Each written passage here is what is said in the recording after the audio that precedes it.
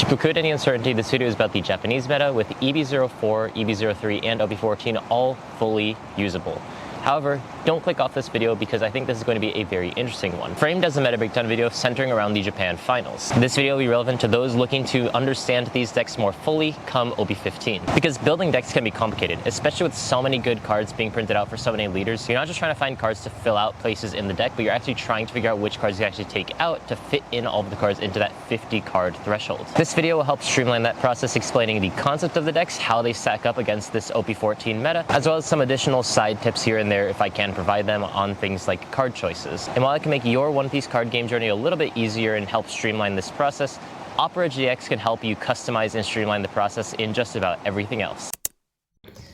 That's right, I'm extremely proud to present that Opera GX is sponsoring this video. Sonders the realization that every single person that you pass by has an equally vivid and equally complex life to your own. A lot of people try to express that individuality in many different ways. And a lot of times as card gamers, we do that, of course, by making our decks shiny. These are expressions of yourself. So why have a completely blank canvas for your browser when you can have something custom to you? There's so many levels of customization that it's like the world government in One Piece. Every single time that you think that you've reached the limit, there's one more thing, another level higher. From official themes to user-made themes, there are lots of different ways that you can mix and match the browser just the way that you like it, even changing things like your keyboard sounds or background music.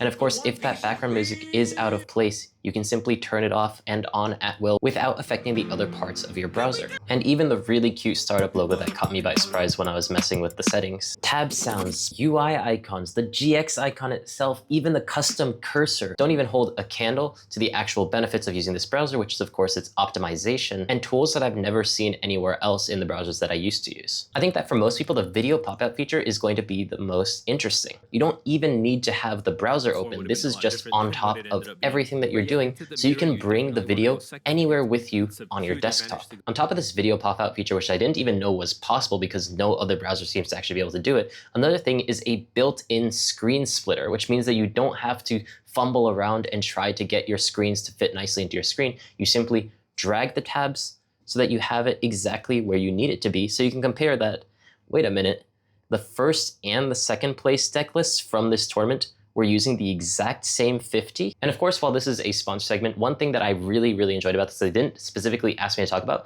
was that you can actually split your tabs into certain groups. I, for example, have a tab for just my casual browsing, and then I can click another one to pull up my research, which means that these tabs are always going to be at a moment's notice, but I don't necessarily have to have them cluttering my hotbar because they're neatly put into the corner off to the side. And we live in a world where we like to do the most comfortable thing for us. We use the same browser all the time, so it feels difficult and daunting to actually move over to a new browser. But Opera GX has made the switch over very simple with the quick import tool. With one click of a button, all of your bookmarks and settings are imported from your old browser into Opera GX. It's this careful balance as well as clear care for the product that made me want to switch over to Opera GX. I have to be a little bit blunt here. Stop using your bad browser today and switch over to Opera GX in my link below.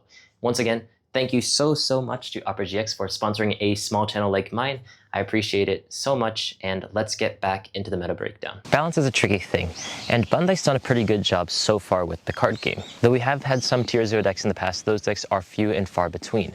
OP13 was a deck that essentially reset the entire game, making it so that the past 12 sets essentially never existed in the first place. Emu and Ace completely dominated OP13, making it almost impossible for any other deck to even stand a chance, making it very difficult to actually enjoy the game if you're on the more casual side. OP14 then introduced some answers to some of those decks in things like Green Mihawk as well as Blue Yellow Hancock, and to an extent things like Purple the Flamingo, to try to balance out the scales that was presented in this complete dominance that OP13 brought to the meta. EB03 then came to add some power to existing decks to try to make them be able to compete with this new era of OP13, OP14 decks in things like Blue Yellow Nami, Blue Purple Sanji, as well as Purple Yellow Rosinante, getting some pretty powerful cards, especially in yellow, in things like the 5-cost Nami, the 7-cost Robin, and the 8-cost Law. While these decks were somewhat viable in the meta, it wasn't until EB04 where these decks were completely broken and the playing field was essentially completely leveled. This all culminated in a Japan finals where, well, it's easier if I just show you than tell you. Of the 61 participants, meaning that 3 people unfortunately couldn't make it to this championship, 47.5% of them,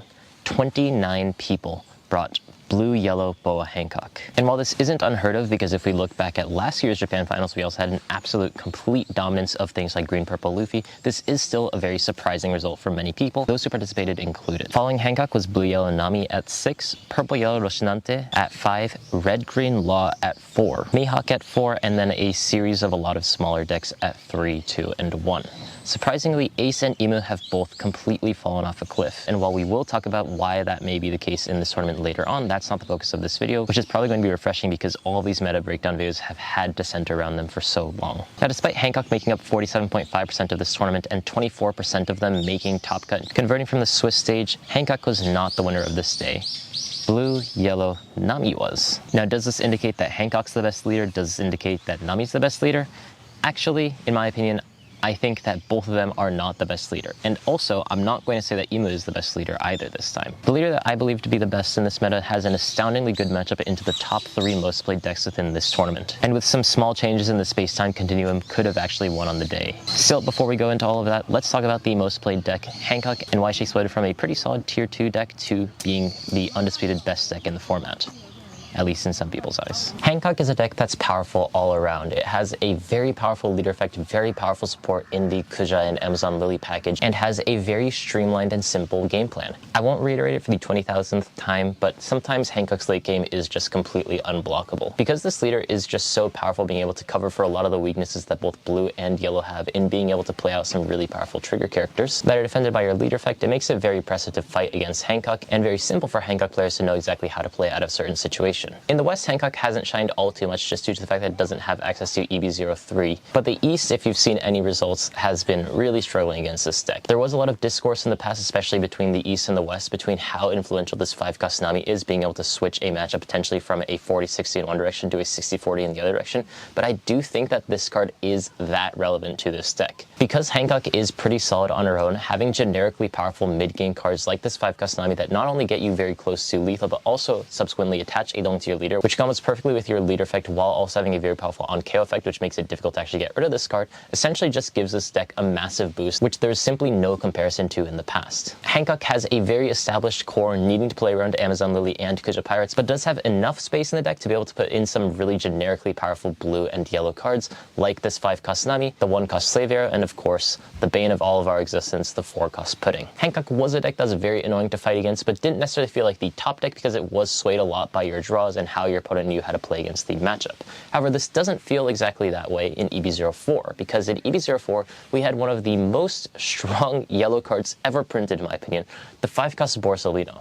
This card, 5-cost 6,000, 1,000 counter with blocker. On play, if you have 2 or less life, heal 1 life is exceptionally powerful, especially in Hancock, because one of the ways that you played against Hancock was to starve Hancock, and because this card can make so much time, it can give Hancock another turn to be able to try to go for another 20,000 unblockable, for example, or another round of hits with Gorgon Sisters, and being able to stall that 1 extra turn in a deck that's just trying to push you over at any cost is so powerful, meaning that decks like Emu simply can't starve Hancock anymore due to the fact that this card exists. You're essentially forced to hit into Hancock, but by hitting into Hancock, especially with things like Nyomba and Hiyori being able to put triggers like Gorgon Sisters into your life, it just makes it worse and worse and feels so bad to fight against Hancock, especially in EB04. Not hitting into Hancock gives her more time, but hitting into Hancock puts her in range of Borsalino, meaning that she can infinitely heal. Imagine the opponent's at 1 life with 5 cards in hand. Usually, in most cases, they're dead the next turn, but if they just play down 2 Borsalinos, now they have 3 life, 2 blockers on the board, and still have 3 cards in their hand, and being able to protect your board as well as your life while also having 3 life now means that there's essentially no way that you're going to be dying next turn, which is so disgusting. I was going to say powerful, but I just had to say it's disgusting to fight against. And one more thing that people have been teching in is the 1-cost Iroquoisar Help, because not only is it a plus 3k to your leader or your board if you're at 2 or less life, which is not a very difficult threshold to get to, but the trigger being able to play out things like the 5-cost Borsalino from your trash essentially is just an upgraded version of the 0-cost event. It heals you 1 life without the need of having to trash an extra card, while also establishing a blocker onto the board, making it so difficult to actually go for lethal. And because Hancock naturally is already running things like Hiyori and Nyomba to be able to put things into your life, it makes it that much easier to get these triggers out very consistently, making this deck extremely powerful in the early game with Hiyori, but now also extremely powerful in the late game into iKailaKai's help into the 5-cost Borsalino. It's for this reason that really the only decks that can actually beat Hancock are the decks that can out-survive it, which is why we saw Blue-Yellow Nami winning on the day. So let's talk about that deck next. Blue-Yellow Nami is not a good deck. This deck was good specifically into this tournament because it has an insanely winning matchup into Hancock.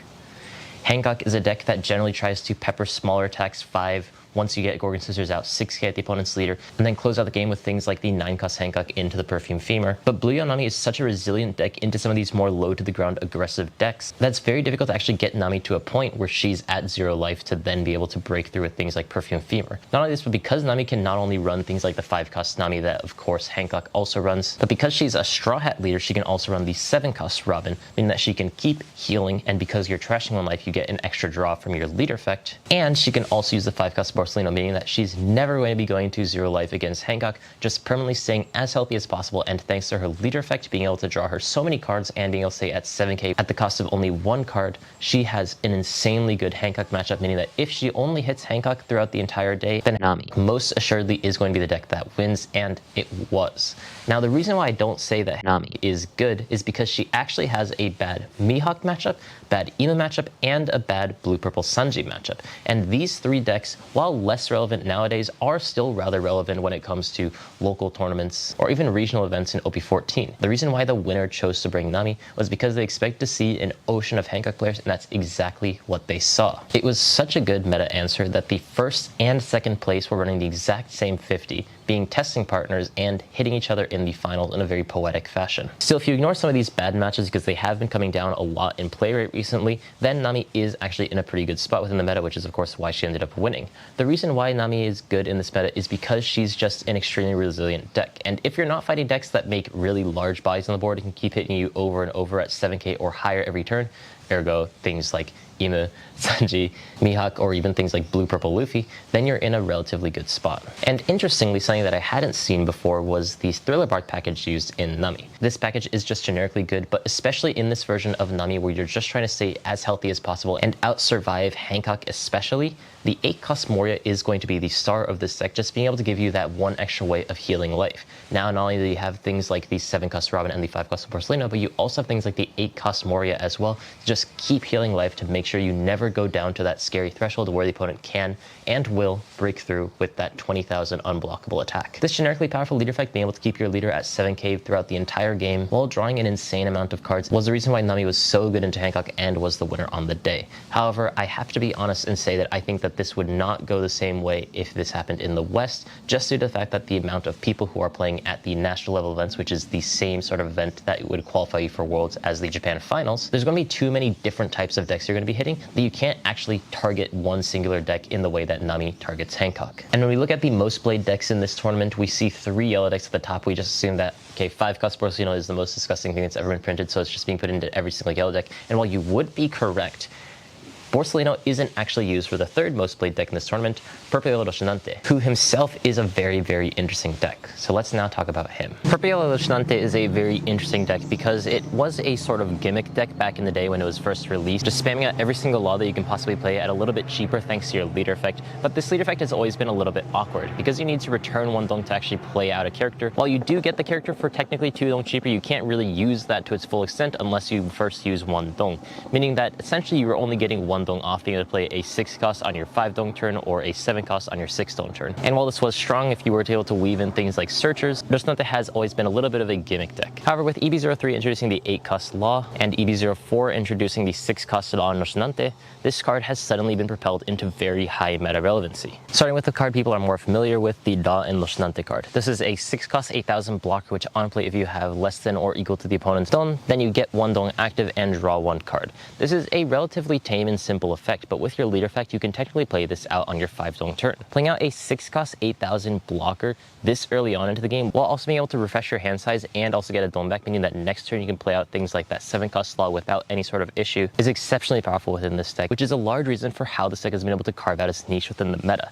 Generally, there's going to be a lot of very solid decks, but a lot of them are going to have very similar types of ways of playing out the game, making it so that one of those decks is generally going to be the best version of a archetype.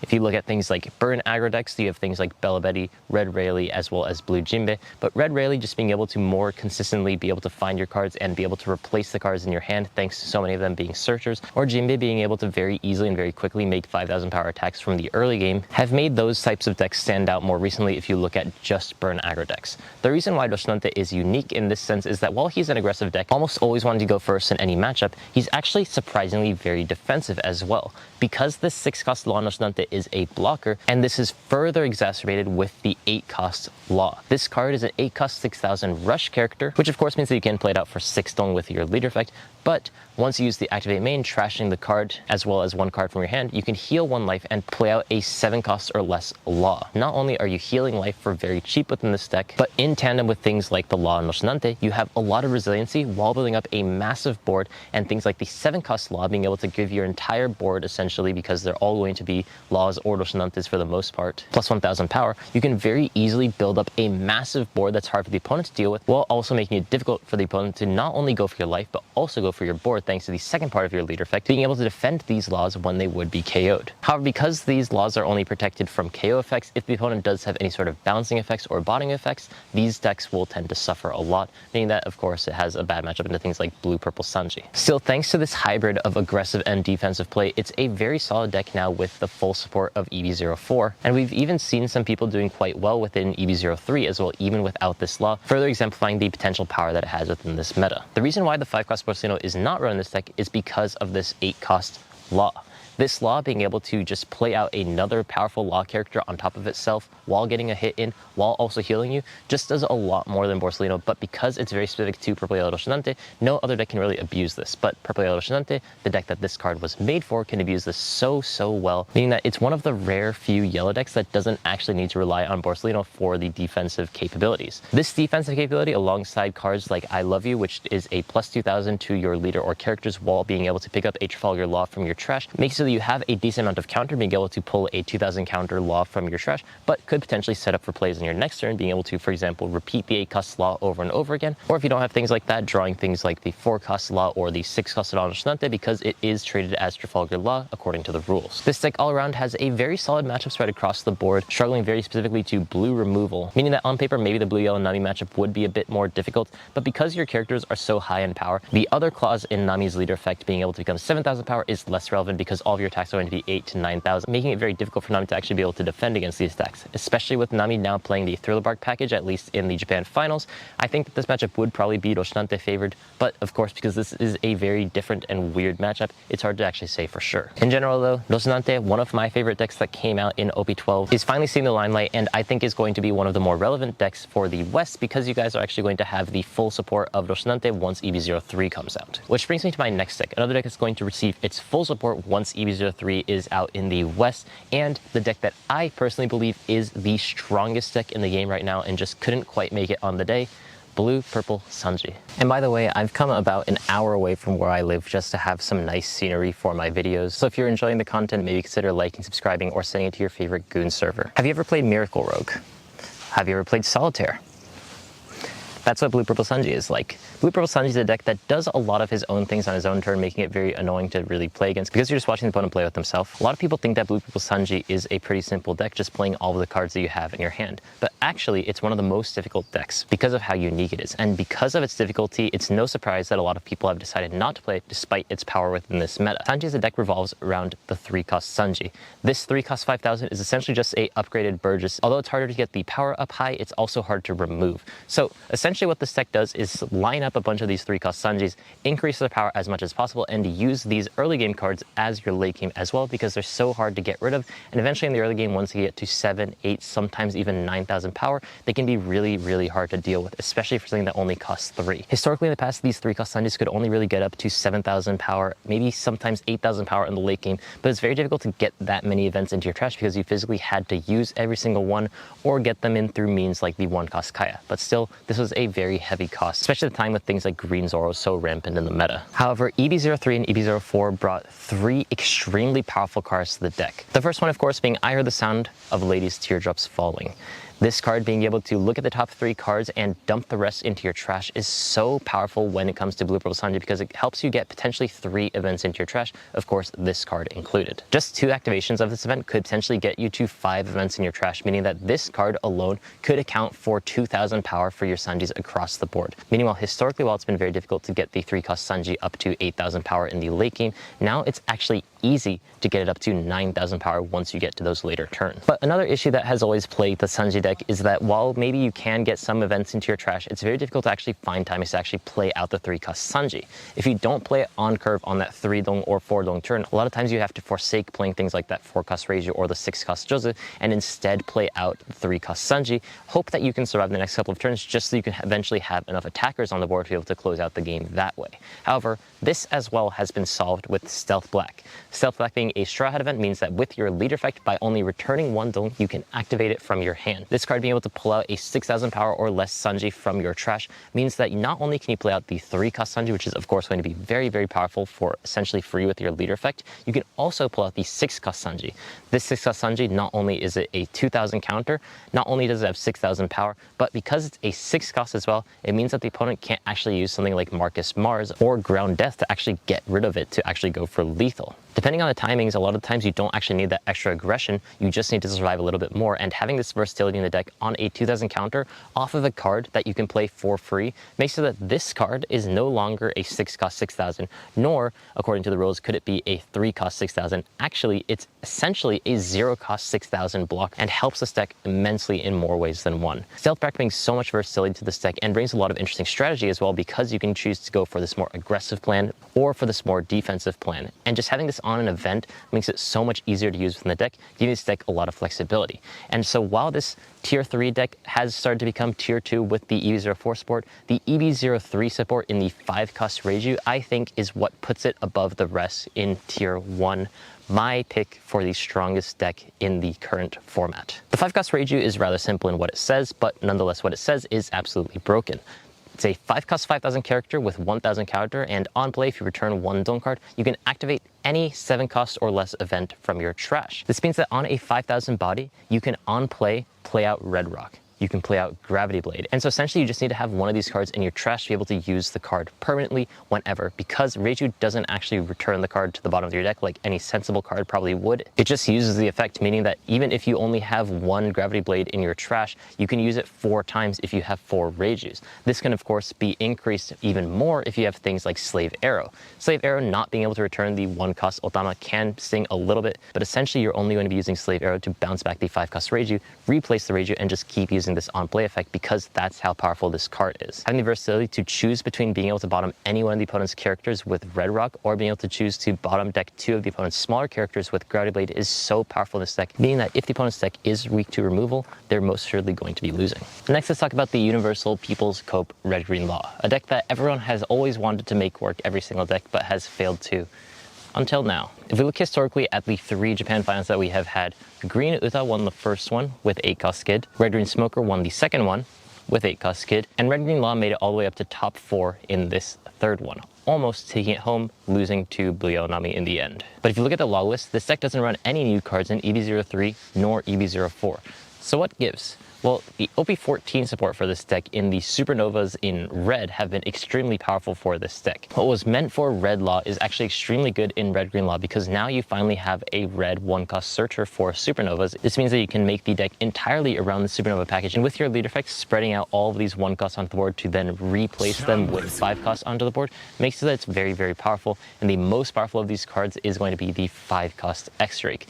This card being able to defend all of your Supernova type characters on the board, even if it does technically cost minus 2,000 power to your leader when activating the effect, makes it very difficult to actually get rid of Law's board. And for this reason, Law's been able to get back to a point where he's sort of reminiscent of how he was back in OP01. You swarm your board with 1-cost, you replace them with better 5-costs, you now have things like the 5-cost Bonnie as well as options, and then you close the door on the opponent with the 8-cost Kid. But the synergy between this 8-cost Kid and the 5-cost X-Drake is absolutely phenomenal. 8-cost Kid denies your opponent the ability to be able to hit into your leader, becoming the only target of attacks. And X-Strike protects your supernova type characters from being removed from the field, making your leader minus 2000 power if they choose to do so. However, because 8-cost Kid technically is going to be the wall the opponent has to get over before they can actually hit your leader, it doesn't matter if your leader is reduced in power because they still have to go through that 8000 power 8-cost Kid wall that can't actually be removed thanks to X-Strike. This is the reason why Red Green Law is the best 8-cost Kid user in the game right now. 8-cost Kid really shuts the door on Blue Yellow Hancock as a deck as a whole, and it turns out that Red Green Law was simply the best of these options of 8-cost Kid decks. It's not necessarily that Red Green Law as a whole is great into this meta, but it's that he's an exceptionally good Hancock counter. I'm a bit surprised that we didn't see any Bonnies in this event, because for the same reason that Red Green Law is good into Hancock, Green Bonney is also good into Hancock, but still, Red Green Law as a deck has been receiving some very consistent buffs. But I don't want to talk about Red Green Law all too much more, because while this deck is very good specifically in this meta, not only is it a deck that's going to have most of its card rotating out, but because, like Blue Yellow Nami, this was just a counter the Hancock type of deck. And for 2 out of the 4 Red Green Laws that brought the deck on the day, that's exactly what they managed to do, qualifying themselves for Worlds. And so while at the start of this video, while we talked about 5-cost Porcelino and how absurdly powerful that card is, in the middle of this video, we talked about how some random other cards have made certain decks good within this meta, and also some decks that are just generally good into the specific Japan Finals meta as a whole. We haven't talked about another extremely powerful card that came out in EB04 in the new 7-cost Zoro. The 7-cost Zoro is a frankly overstated card. It's a 7-cost 9000 vanilla stat line with the on-play effect to give your leader plus 2000 power during the opponent's turn. Additionally, it has the activate main effect where if it's the turn that it was played, then if the opponent has an 8000 power or higher character, this Zoro gains a new keyword, Character Rush. Character Rush means that you can attack on the turn that you're played, but only into the opponent's characters. Still, because this 8000 power clause is rather difficult to actually meet due to the fact that Hancock's board as well as Imu's board generally stays in the 5000 to 7000 power range, most of the time this is just going to be a 7-cost 9000 power character, which gives your leader plus 2000 power, which is still very, very strong. And while making your leader 7,000 power is very strong, as we've mentioned with Blue Yellow Nami, making your leader 8,000 power, or in some cases 9,000 power, is of course going to be much stronger. So the leaders that have a base power of 6,000 or 7,000 are going to be able to use this card much, much better. Well, many people thought that Red Blue Ace was going to be the best leader that can use this 7-cost Zoro. The actual best user, in my opinion, is Red Black Sabo, which finally, I think this deck is competitively viable because he's extremely tanky, his board's very difficult to take back, and he can develop his board very quickly. The 4-cost Koala into the 6-cost Sabo, or the 8-cost Dragon into the 6-cost Sabo, or even the 6-cost Sabo on its own is just extremely powerful within this deck. And being able to spread out your board very quickly, once you reach that 3 life or less threshold, being able to make your entire board plus 1000 power as well as your leader's 6000 power, makes it so that Sabo is kind of just an immovable wall slowly pushing in the opponent with these really high power characters that come out very, very quickly. Still, Sabo is relatively one note where he does his one thing, and if it works, then sure, he wins. But a lot of times, if the opponent can handle it, whether it's getting rid of the opponent's characters or completely ignoring them and just going for life anyways, Sabo doesn't really have that many ways to gain resource, so therefore can eventually be dried out. Especially since your board is going to be something like 8 to 9,000 power thanks to your leader effect, most of the time the opponent isn't going to be going for it unless they're a deck that can actually reduce the opponent's power. So for the most part, a lot of times the opponent is just going to keep hitting your leader over and over again because although it's 6,000 power, it's much better than hitting into 8,000 power.